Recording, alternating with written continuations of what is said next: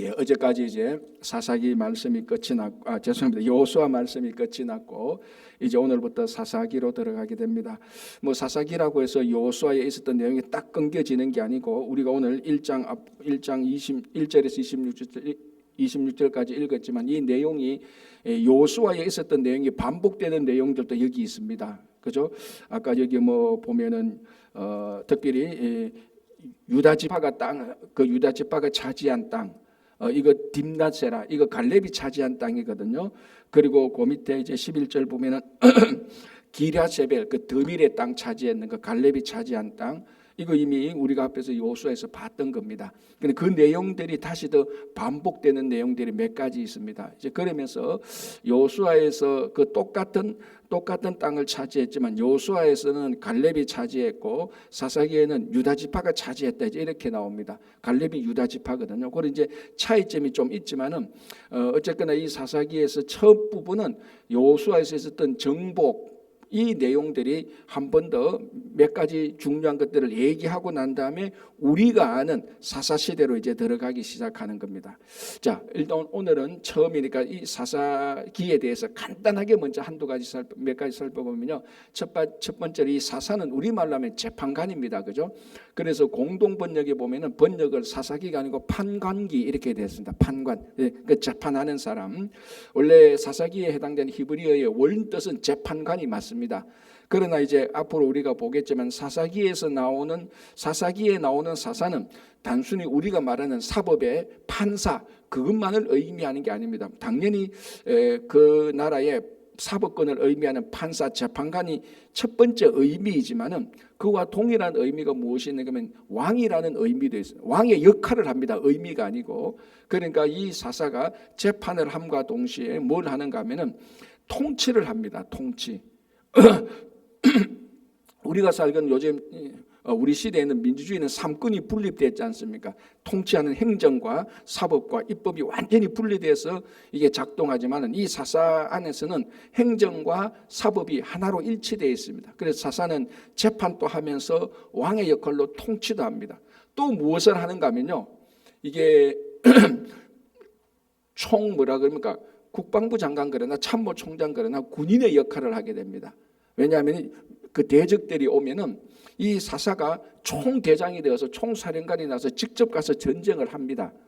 그러니까 왕이면서 총사령관이면서 재판관이면서 우리말로 혼자 북치고 장구치고 다 하는 겁니다. 왜냐하면은 이제 이 사사 시대가 끝나고 난 다음에 왕정 시대로 들어가지 않습니까? 그러니까 지금 이스라엘 백성들이 애굽에서 출애굽해서 광야 생활 마치고 가나안 땅에 와서 정복하고 그 땅을 분배하고 이제 정착하는 가운데 어떤 지금 우리가 말하는 국가 시스템 이런 것이 전혀 없는 겁니다. 그때마다 필요하면 필요한 대로 일꾼 세워서 일하고 이제 이런 식이거든요. 그런데 오늘날 우리가 살고 있는 이 관점에서 이 시대를 보면은 이게 전혀 이해되지 못하는 게 너무 많습니다. 그러나 이 시대가 잘못되냐 그게 아니지. 이미 오늘 보면 이게 기원전 1400년 전 시대라고 보는니다. 물론 어떤 사람은 기원전 1200년 전이다 이렇게 약간의 한 100년에서 200년간 그 다르게 볼 수 있지만 아마 전통적으로 볼 때 지금으로부터 3400년 전 시대라고 보면 될 겁니다. 모세가 3500년 전으로 보고요. 대략. 그래서 이 사사기 시대는 그때부터 350년 동안 사사 시대가 진행되는데 여러분 지금부터 3200년 또는 3400년 전에 뭐 국가라는 말이 없었습니다. 여러분 아시다시피 국가라는 이름, 국가와 관련된 민족이라는 개념은 19세기에 나왔습니다. 그럼 이게 뭐 2세기에 3세기 때 국가 민족 이런 거 사실은 없었습니다. 그냥 부족이 있죠, 부족. 그죠? 그러니까 3400년 전에 당연히 한 사람이 재판도 하고 필요하면 그 지역도 다스리고 또 그 대적들이 오면 군사들을 모아가 전쟁도 하고 이제 그게 일반적이었습니다. 이제 그런 일을 하는 사람을 이제 성경에서는 사사라 이렇게 붙였습니다.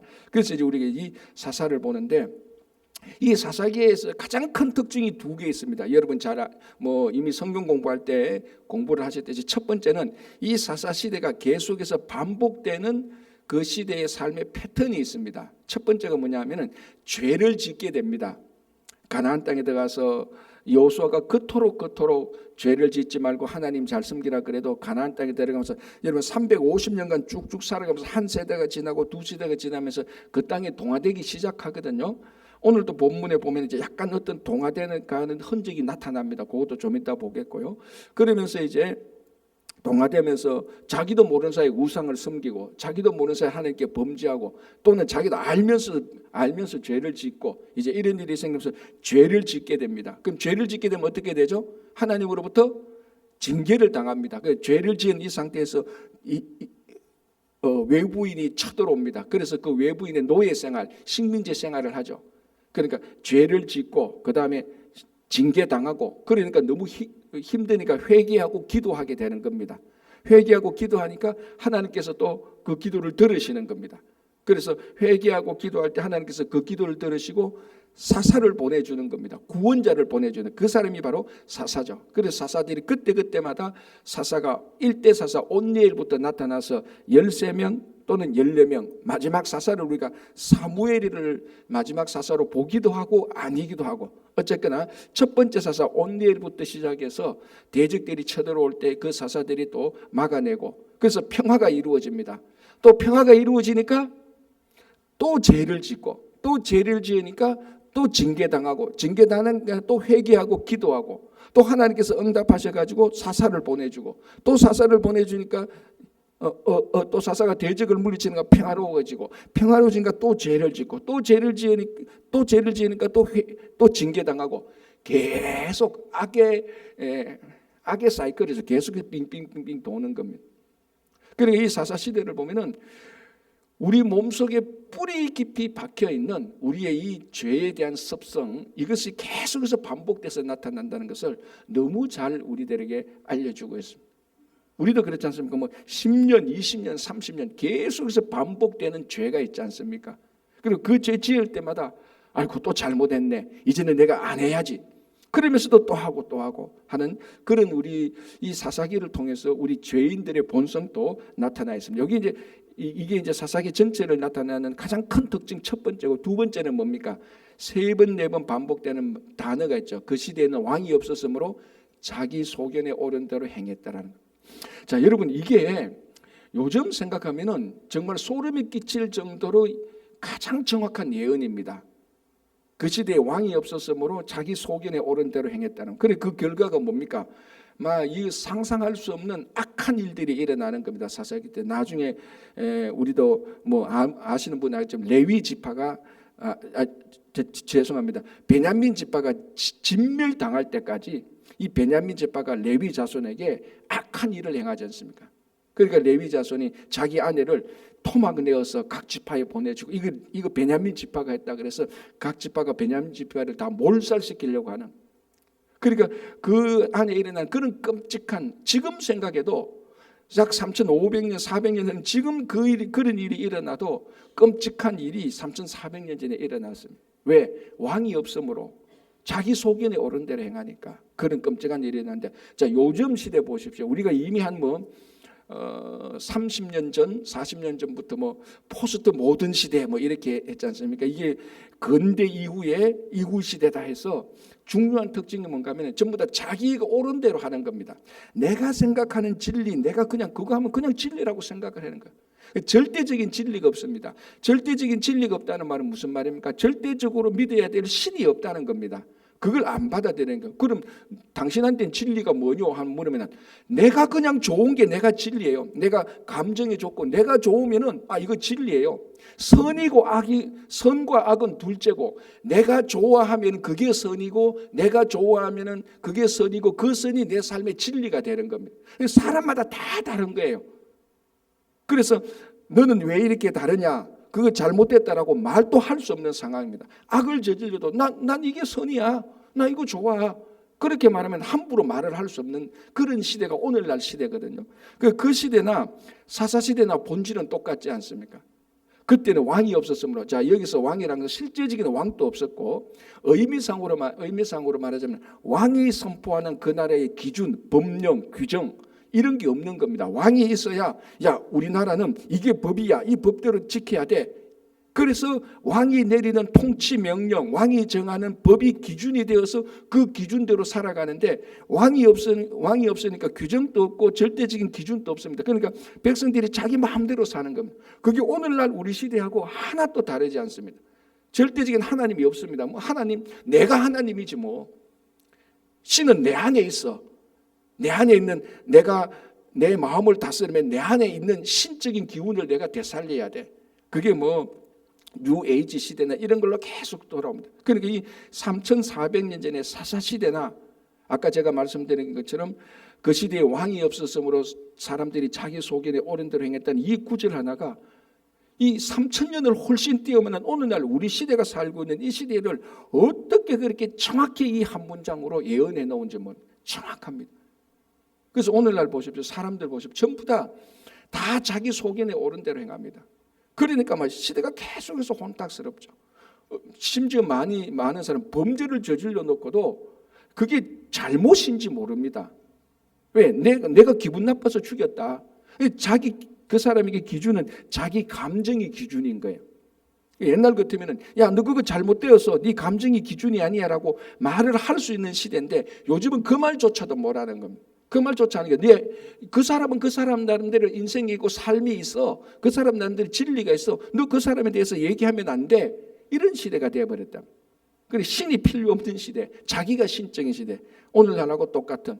그러면 이 사사기를 통해서 뭘 할 수 있느냐? 결국 자기 소견에 옳은 대로 행한다면은 미래가 어떤 결과가 일어날 것이냐? 사사기에서 주어지는 그런 결과가 일어날 것이라는 것. 그 뭐냐? 인간이 상상할 수 없을 정도의 악한 일들을 행하면서도 악한 일들을 그게 악한 건지 모르고 결국 종말로 가는 겁니다.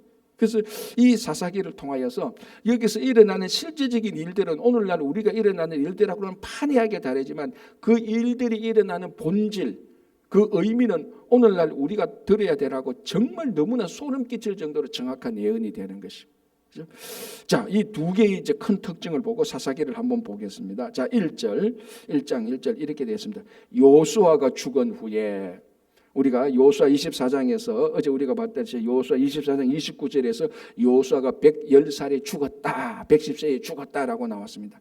자, 그럼 이제 사사기 1장 1절에서 요수아가 죽은 후에 이제 그런 사사기는 요수아가 죽은 후의 일이다, 그죠? 그런데 오늘도 우리가 1장을 읽었지만은 사사기에 기록된 내용들이 오늘 사사기 1장에 2장 3장에서 기록된 내용들이 요수아가 죽은 후에 다 일어난 사건입니까? 아니죠. 자, 예를 들어서 1장 8절에서 10절 유다 지파가 헤브론 땅 차지하는 거, 그리고 온니엘 사건, 온니엘이 그러니까 갈렙이 더비를 차지하기 위해서 저 땅을 차지하는 사람은 내 딸 악사를 주겠다고 해서 나왔죠. 그러니까 온니엘이 와서 그 땅을 차지하고 악사하고 결혼하는 내용들, 이거 요수아가 죽은 후의 일입니까? 헷갈리죠. 이게 이미 요수아에서 나온 겁니다. 이 두 사건은 요수아가 살아있을 때 일어났던 일이에요. 그러면은 사사기는 성경이 전부 다 시대적으로 다 기록됐다고 생각하면 어떨 땐 이해가 안 됩니다. 오늘 사사기 1장만 해도 1장 1절에서는 요수아가 죽은 후에라고 되어 있는데 1장 8절에서 10절, 11절에서 보면 요수아가 살아있을 때 일을 기록하고 있단 말이에요. 그러니까 성경이 시대적으로만 다 기록되지 아니했다라는 것은 우리가 알 필요가 있어야 혼돈이 되지 않습니다. 그럼에도 불구하고 사사기 1장에서 요수아가 죽은 후에라는 것을 기록하는 것은 앞으로 이 사사시대는 요수아가 가나안 땅을 정복하고 분배하고 도피성 제도하고 그 레위 사람들이 흩어지게 살도록 그 제도를 다 정착하고 난 다음에 이제 사는 그 시대의 일들이다라는 의미이지, 시대적으로 사사기 이 기록이 다 요수아가 죽은 후에 일어났던 것만 다 기록했다, 그런 말은 아니라는 겁니다. 혹시 여러분들이 요수아서를 읽고 사사기 읽을 때 이거 요수아가 살아있을 때 일어난 일인데 왜 사사기에 기록되어 있지 해도 혼돈될 필요가 없습니다. 성경은 시대적으로만 반드시 다 기록된 것이 아니니까요. 자, 요수아가 죽은 후에, 그러나 1장 첫 부분은 요수아가 죽은 후에 그 죽은 후의 일들을 자 기록하고 있습니다. 앞부분에 요수아가 죽은 후에 이스라엘 자손이 여호와께 여쭈어 이르되 우리 가운데 누가 먼저 올라가서 가나안 족속과 싸우리까. 제가 어제 말씀드린 것처럼 여호수아서가 끝이 났지만은 100%다 가나안 땅을 다 정복한 건 아니에요. 아직까지도 남아 있어요. 그러니까 이게 가장 대표적으로 예를 들자면은 예루살렘의 여부스 족속은 언제까지 남아 있었죠? 다윗 때까지 남아 있어요. 다윗 때까지. 다윗 때 와서 완전히 다 물리치는 거예요. 그러니까 이게 아직까지 뭐라고 그러면 구석구석에 보면은 이방 족속들이 계속 남아 있습니다. 그러니까 남아 있는 사람들이 이 사람들에게 큰 영향을 끼치지 못해서 계속해서 남아 있습니다. 블레셋 사람들 계속해서 남아 있지 않습니까? 계속해서 남아 있어 사울 때도 괴롭히고 다울 때도 괴롭혔단 말이에요. 그러니까 완벽한 정복은 덜 일어났습니다. 그래서 아직 좀 남아 있었는데 여호수아 죽고 난 뒤에 좀 남아 있을 때 이제 말합니다. 그리고 여호수아가 없으니까 하나님께 물어봅니다. 하나님, 우리가 아직까지 정복할 땅이 남아 있는데 어떡할까요? 누가 먼저 올라가서 칠까요? 하나님께 물어보는 것이죠. 그러니까 자기들이 물어봐야 될 사람이 없을 때, 하나님께 하나님의 말씀을 전해주는 사람이 없을 때 이 사람들이 처음 부분에는 자기 마음대로 하지 않았어요. 하나님께 여쭈었어요. 그러면서 350년이 지나가는 과정 가운데 이제 하나님한테 묻지 않기 시작하는 겁니다. 묻지 않고 자기 소견에 옳은 대로 하는 겁니다. 그리고 이 사사기 1장 1절에서는 여호와께 물었습니다.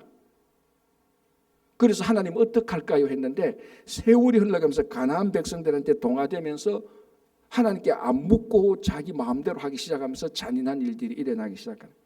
그래서 묻습니다. 누가 먼저 올라가서 가나안 족속과 싸워야 되겠습니까? 무련히 하나님께서 말씀하시죠. 2절에 여호와께서 이르시되 유다가 올라갈지라 라고 말합니다. 유다가 올라갈지라. 그리고 여기에서 이미 이제 가나안에 들어간 12지파 가운데 유다 지파가 리더십을 가지고 있다라는 것을 우리가 충분히 알 수 있고, 또 유다 지파가 그 요단강 서쪽에서 가장 넓은 땅을 차지했죠, 그죠? 그래서 유다 지파가 올라가라라고 말을 하는 겁니다.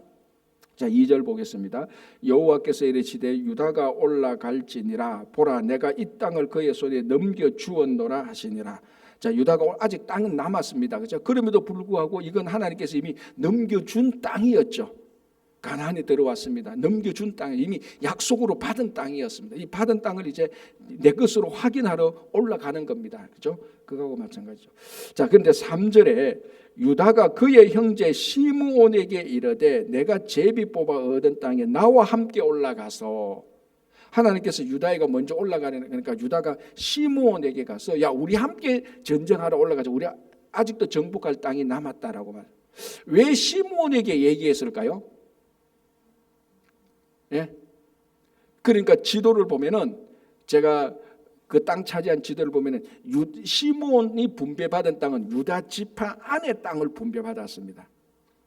자, 그러니까 이 시므온이 요단강 서쪽에 분배받은 것은 유다 안쪽에 받았기 때문에, 유다 안쪽의 땅을 분배받았기 때문에 유다가 당연히 올라가라 할 때, 야, 우리 땅에 같이 있는 사람 같이 올라가서 땅 차지하면 그 땅 너도 좀 가지자, 뭐 이런 식으로 연합해서 올라가자고 말을 했거든요. 이제 간혹 어떤 성경은, 그런데 요 말에 대해서 어떤 이제 주석가들은 하나님이 유다만 올라가라, 유다 보고 올라가라는데 시므온까지 같이 올라갔다. 그래서 여기 뭔가 좀 불순종의 의미가 있지 않느냐라고 그렇게도 볼 수도 있다라고 하는 분들이 있습니다. 뭐 그렇게 볼 수도 있겠죠. 그러나 오늘 성경을 가만히 보면은 유다 너 혼자만 올라가라 그 말이라기보다는 유다가 먼저 올라가라 그랬으니까 유다가 시므온하고 연합해서 올라가도 이거는 뭐 특별히 불순종했다고 볼 수는 없는데, 왜냐하면 이 전쟁에서 유다 지파가 이기게 됩니다. 승리하게 됩니다. 만약에 이게 불순종이었다면 하나님께서 그에 대해서 또 언급을 했겠죠, 그죠? 자, 그래서 어쨌든 이 유다가 시므온과 같이 올라가게 되는 겁니다. 자, 3절 볼게요. 유다가 그의 형제 시므온에게 이르되 내가 제비 뽑아 얻은 땅에 나와 함께 올라가서 가나안 족속과 싸우자. 그리하면 나도 너가 제비 뽑아 얻은 땅에 함께 가리라 하니 이에 시므온이 그와 함께 가리라. 4절 유다가 올라가매. 자, 그래서 이것을 유다가 시므온과 함께 올라가는 것을 유다가 올라갔다라고 말을 하는 겁니다. 그래서 시므온과 함께 올라갔지만 결국 주도는 유다가 주도했으니까 여호와께서 가나안 족속과 브리스 족속을 그들의 손에 넘겨주시니 그들이 베색에서 10,000명을 죽이고, 자, 베색이라는 곳에서 10,000명을 죽입니다. 크게 승리를 했죠. 자, 여기에 5절을 보면 또 베색에서 아도니 베색을 만나라고 말합니다. 아도니 베색은, 자, 아도니 베색은 아돈이란 뜻이 주인이란 뜻입니다. 그 아도니 베색은 베색의 주인이라는 이런 의미인데, 그러니까 아도니 베색은 아마 베색의 주인이니까 베색의 왕 정도 되었겠죠. 자, 그 사람을 만나서 그와 싸워서 가나안 족속과 브리스 족속을 죽이니 6절에 아도니 베색이 도망하는지라 그를 쫓아가서 잡아 그의 엄지손가락과 엄지발가락을 잘랐다라고 말합니다. 잡아서 아도니 베색의 왕을 잡아서 어떻게 처음에 엄지손가락을 다 자르고 엄지발가락을 잘랐습니다. 제가 어제 이거 해봤습니다. 엄지손가락 없이 하니까요, 한 손으로 할 수 있는 게 없어요. 한번 보시면 엄지손가락이 있으면요, 엄지손가락 없으면 이거 가지고 책도 못 잡아요. 이거 가지고 이렇게 잡아야 돼. 이렇게. 그 엄지발가락이 없으면 발에 힘을 못 줍니다. 이게 뭐냐면은 사람을 살려놓긴 살려놓지만은 아무런 무력하게 만들어버리는 겁니다. 엄지손가락, 엄지발가락 있잖아요. 근데 이 방식이 그 당시에 고대 건동에서 군사들을 징계하는 가난한 사람들이 군사들을 징계하는 방식이었다고 말하는 겁니다. 그러니까 유다가 아도니 베색을 잡아가지고 가난한 사람을 보니까 사람을 잡아가지고 엄지손가락과 엄지발가락을 자른 걸 봤단 말이죠. 그러니까 유다가 이거 되게 좋은 방법이네 하고 자기도 그렇게 사용한 겁니다. 자, 뭘 알 수 있습니까? 좋다 나쁘다를 떠나서 뭘 알 수 있어요? 벌써부터 가나안 방식을 사용하고 있는 거예요. 막 이거 가지고 왜 이랬냐 너희가 나쁜 가나안 방식에 동화되지 않냐, 그렇게 가지고 우리가 야단법석을 떨 것은 아니지만 이런 방식은 가나안 사람들이 대적들에게 징계하는 방식을 유다가 똑같이 하고 있습니다. 뭘 알 수 있죠? 벌써부터 바늘 구멍만큼 가나안 방식을 익혀가고 있단 말이죠. 정말 영적으로 예리했다면은 가만히 있어봐. 이거 지금 우리가 가나안 방식인데 이게 맞나 안 맞나? 우리가 이러다가 동화되는 거 아니야? 야, 우리가 우리 방식으로 하자. 하나님께서 우리에게 했던 방식으로 하자. 율법에서는 어떻게 말하고 있지? 이렇게 했었어야 되는 거야. 그래야 계속해서 구별된 삶을 살아가는데 알게 모르게 벌써부터 가난한 사람들이 엄지손가락, 엄지발가락 자라서 적들을 무력하게 하는 거. 이거 되게 좋네. 우리도 쓰자. 자, 그렇게 한다 할지라도 거기에 대해서 하나님에게 물어보거나, 야, 우리가 이 가나안에 들어왔을 때 모세도 그랬고 여호수아도 그랬고 우리가 계속해서 가나안 사람들과 구별해서 살아라, 그 사람들과 동화되지 말라고 했는데 이게 혹시 동화되는 것 아니냐? 그걸 염두에 두고 했는 것하고 생각 없이 했는 것하고는 또 다르죠. 어쨌든 지금 가나안 사람들의 삶의 방식이 이제 바늘 구멍처럼 서서히 스며들고 오고 있다는 것을 우리가 볼 수 있는 겁니다. 그죠? 자, 그래서 7절에 아도니 베색이 이르되 옛적에 70명의 왕들과 그들의 엄지손가락과 엄지발가락이 잘리고 내상 아래에서 먹을 것을 줍더니, 아도니 베색이 말합니다. 붙잡혀가지고 자기도 옛날에 70명의 왕들을 붙잡아가지고 엄지손가락과 엄지발가락 자기도 다 잘랐다는 거. 이게 가나안 방식이죠. 그리고 자기 밥상 아래에서 그 사람들이 다 얻을 것을 먹었다. 이 아도니 베색도 나쁜 일을 많이 한 거예요. 자, 그러면서 7절 중간에 이렇게 말합니다. 하나님이 내가 행한 대로 내게 갚으심이로다 하니라. 무리가 그를 끌고 예루살렘에 이르렀더니 그가 거기서 죽었더라. 그래서 이 아도니 베색을 예루살렘에 끌고 갔는데 거기서 이제 죽게 되는데, 아도니 베색이 뭐라고 말합니까? 죽기 전에 하나님이 내가 행한 대로 내게 갚으셨다라고 말합니다. 왜? 어쨌거나 유다가 그의 엄지손가락, 엄지발가락을 잘랐지 않습니까? 그러니까 아도니 베색이 그걸 보고 자기 엄지손가락, 엄지발가락 잘린 걸 보고 자기가 그 전에 70명의 왕의 엄지손가락, 엄지발가락 자른 것을 기억하면서 내가 행한 대로 그대로 내게 다가오는구나. 내가 그대로 내가 행한 것을 내가 그대로 받는구나, 보상받는구나라고 말을 하는 거예요. 그래서 하나님이 내가 행한 대로 내게 갚으심이로다라 말. 자, 우리가 성경 전체에서 하나님은 어떤 하나님인가 우리가 그런 성경 공부할 때도 또 하나 우리 볼 게 오늘 보면 하나님은 보상하시는 하나님입니다. 물론 그 타이밍과 방식은 우리가 생각하는 타이밍과 방식은 다릅니다. 그러나 항상 가장 좋은 때에 가장 좋은 방식으로 하나님께서 보시기에 가장 합당한 때에 하나님께서 보시기에 가장 합당한 방식으로 우리에게 보응하시는 겁니다. 선을 했다면 선으로 보응받는 것이고요. 악을 행했다면 악을 보응받는 것입니다. 물론 이 위에는 하나님의 은혜가 있지만 하나님의 은혜가 있다고 해서 내가 나쁜 짓을 했는데 그 나쁜 짓에 대한 심판은 하나도 없다. 이렇게 생각하면 은혜를 남용하는 겁니다. 가끔 이제 어떤 분들이 그런 분이죠. 하나님은 은혜의 하나님이니까 은혜가 뭐냐? 난 하나님께서 그 무조건 주시는 것 아니야. 내 받을 자격 없어도 주시는 것 아니냐? 이렇게 말하면서 나쁜 일을 해도 야, 이거 은혜로 다 용서받을 거야라고 말을 하면서 은혜를 자꾸 남용할 수가 있습니다. 물론 하나님은 받을 자격이 없는 사람에게 구원을 주십니다. 그건 당연하죠. 그럼에도 불구하고 우리가 잘못했는데도 하나님께서 죄악을 은혜의 하나님이라고 해서 우리의 죄악을 안 보시는 것은 아니라는 겁니다. 은혜의 하나님이시도 불구하고 우리의 머리털끝만 탄 죄도 다 보고 계시는 것입니다. 그래서 그 은혜로 하나님의 은혜로 당장 심판하지 않고 그 우리의 죄악이 회개할 때까지 하나님께서 기다려 주시는 것이 끝까지 회개하지 않는 그 죄악을 하나님께서 무시하지는 않는다는 겁니다. 끝까지 회개하지 않는 이 죄악에 대해서는 하나님께서 보응을 하시는 것입니다. 그렇죠? 그래서 이방 사람도 이 아도니 배식 이방 사람도 하나님은 신은 내가 행한 대로 보응한다라고 고백을 한 거예요. 자기 엄지손가락 발가락 잘려보니까 그제서야 기억나는 거죠. 아, 내가 옛날에 70명을 했는데 이게 다 내한테 돌아오는구나.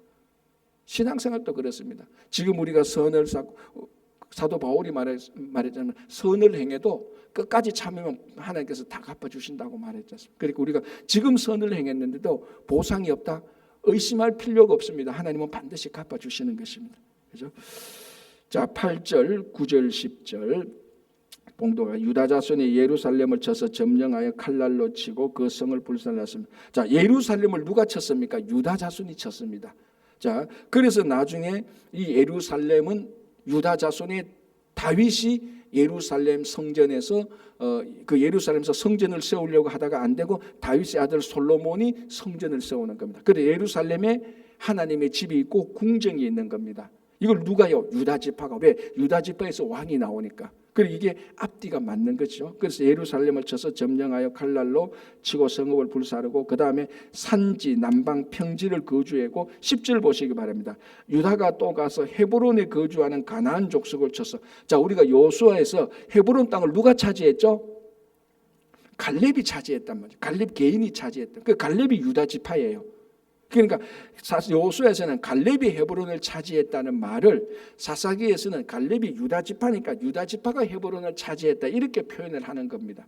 틀린 말이 아니죠, 그렇죠? 그래서 헤브론을 차지했다. 자, 그런데 10절에 헤브론에 살고 있는 사람들이 누구였죠? 세세, 아히만, 달메 이 사람들이 누구였다고요? 전부 다 아낙 자손이었지 않습니까? 거인들. 그러니까 갈렙이 제일 처음에 가나안 정탐할 때 그 가나안 정탐을 가서 요수아와 함께 그 거인들을 보고 저거 우리들의 밥이다라고 말을 했던 사람입니다. 그렇죠? 요수아 때 살펴본 대로 결국 우리들의 밥이라고 했던 갈렙에 의하여서 그 사람들은 진짜로 갈렙의 밥이 되는 겁니다. 여기 이제 8절 9절에 얘기했고 10절을 보겠습니다. 11절 거기서 나아가서 더빌의 주민을 쳤으니 그러니까 8절, 9절, 10절하고 11절 전부 다 갈렙이 했던 요수아에서 갈렙이 했던 일을 다시 한 번 더 기록합니다. 그죠? 11절 거기서 더빌의 주민을 쳤으니 더빌의 본 이름은 기럇 세벨이라 갈렙이 말하기를 기럇 세벨을 쳐서 그것을 점령하는 자에게 내 딸 악사를 아내로 주겠다라고 말하니까 갈렙의 조카인 온니엘이 나와서 제가 그러면 더빌을 치겠습니다라고 해서 더빌을 치고 악사를 자기 아내로 맞이하게 된 거예요. 우리 말하면은 이거 근친 결혼입니다, 그죠? 그러나 3,500년, 3,300년 그때는 뭐 우리가 말하는 근친 결혼 자체가 개념 자체가 없습니다. 오히려 다른 사람하고 결혼하는 게 이상할 정도였습니다, 그죠? 어쨌거나 이렇게 해서 갈렙의 딸 악사는 갈렙의 조카 온니엘과 결혼을 하고 이제 분가를 하게 됩니다. 자, 분가를 하게 될 때 15절 이르되 내게 복을 주소서. 이거는 딸 악사가 아버지 갈렙에게 분가할 때 말하는 겁니다. 분가하니까 복을 주소서라고 말하면서 아버지께서 나를 남방으로 보내시니 남방 네게브 사막 있는 그쪽으로 분가를 시킵니다. 자, 여러분 한번 생각해 보시오. 그러면은 지금 온니엘과 악사가 결혼을 해서 남방으로 분가합니다. 무엇이 제일 필요할까요? 남방에 가서 물이 제일 필요하죠. 가나안은 원래 물이 부족한 데다가 남쪽 사막 지역에는 물이 제일 필요합니다. 자, 그러니 보십시오. 15절에 이르되 내게 복을 주소서. 아버지께서 나를 남방으로 보내시니 샘물도 내게 주소서 하며 갈렙이 윗샘과 아랫샘을 그에게 주었더라라고. 여기 남자들은 막 전쟁합니다. 갈렙도 야 이 더비를 차지해야 되는데 누가 할까 하니까 온니엘이 가서 내가 전쟁하겠습니다 하고 막 전쟁하고 하는데 그 악사가 가만히 온니엘과 결혼해서 가만히 볼 때 이제 분가하게 될 때 진짜 우리에게 뭐가 필요하냐. 남방으로 가면 우리가 샘물을 가져야 돼. 샘물이 있는 땅이 필요한데 그걸 달라고 하자. 그래서 윗샘과 아랫샘 있는 땅을 차지하게 되는 것입니다. 자, 이때 3,400년 500년 전에 여성들은 그냥 가구 취급할 때 아닙니까? 그죠? 지금이야 뭐 여성들하고 지금 여성 비교할 수 없을 정도. 이때에 우리 악사라는 갈렙의 딸은 자기가 살림을 살면서 진짜 남방으로 가면 무엇이 필요한지 그것을 정중하게 정당하게 요구할 줄 아는, 그러니까 자기들에게 주어진 삶을 개척해 나갈 줄 아는 그런 여성들의 모습을 보여주고 있는 것입니다. 아주 별거 아닌 것처럼 슬쩍슬쩍 지나가는데, 그래서 우리 이제 사사기를 보면 드보라 같은 사사도 나타나고 위대한 여성들이 몇 명 나타나게 한다. 그 첫 번째 어쩌면은 여성의 대표로서 이 갈렙의 딸 악사를 우리들에게 보여주고 있는 것입니다. 그래서 남방에 가서 살 수 있게 되는 그런 삶의 지혜를 보여주는 이런 일들도 우리가 보게 됩니다. 자, 내일부터 우리가 또 16장을 보고 2장을 보면서 이제 사사기가 어떻게 시작되는가를 우리가 같이 한번 보도록 하겠습니다. 자, 우리가 이 사사기를 보면서 앞으로 우리가 계속해서 얻어야 될 교훈은 우리에게는 왕이 있습니다. 예수 그리스도 우리의 왕이 있으니까 그 왕이 우리 삶의 기준이 되어서 살면 사사기에서 일어나는 이런 악행과 이런 잘못된 것을 반복하지 않습니다. 오늘도 우리는 왕이 없는 사람이 아니라서 우리는 왕 없이 소견에 오른 대로 행하는 사람이 아니고 우리는 왕이 있어서 왕의 말에 기쁨으로 순종하며 풍성한 삶을 사시는 여러분 되시기 바랍니다. 기도하겠습니다. 하나님 아버지 감사합니다. 추운 날씨에도 우리들의 발걸음을 주님의 몸된 교회로 인도해 주시고 이곳에서 이제 또 오늘부터 사사기 말씀을 함께 나누고 기도하도록 해주시는 은혜 감사합니다. 오늘도 이곳에서 각자 올려드리는 우리의 모든 기도를 다 들어주시고 우리에게는 영원한 왕 예수 그리스도께서 계시니 우리 소견에 오른 대로 행하는 것이 아니라 주님께서 말씀하시는 대로 행하는 성도들이 되게 하여 주시옵소서. 주님, 이제 2025년 연말연시 잘 보낼 수 있도록 인도해 주시고 새로운 한 해를 잘 맞을 준비를 하도록 해주시고 또 교회적으로 아버지 하나님 이를 첫 주일부터 말씀 나눔 반 시작하는데 많은 성도들이 함께 말씀을 나누는 큰 은혜의 삶을 살아갈 수 있도록 도와주시옵소서. 오늘도 우리 가정과 일터와 자녀들 위해 교회의 어르신들 위해 기도를 들어주시고 영육간에 강건하게 붙들어 주시옵소서. 특별히 두 분의 시무장로 공천과 선출이 하나님 은혜 가운데 잘 선출되어서 우리 또 천국에 꼭 필요한 일꾼을 선출하여 주시옵소서. 은혜 감사하며 예수님 이름으로 기도합니다. 아멘.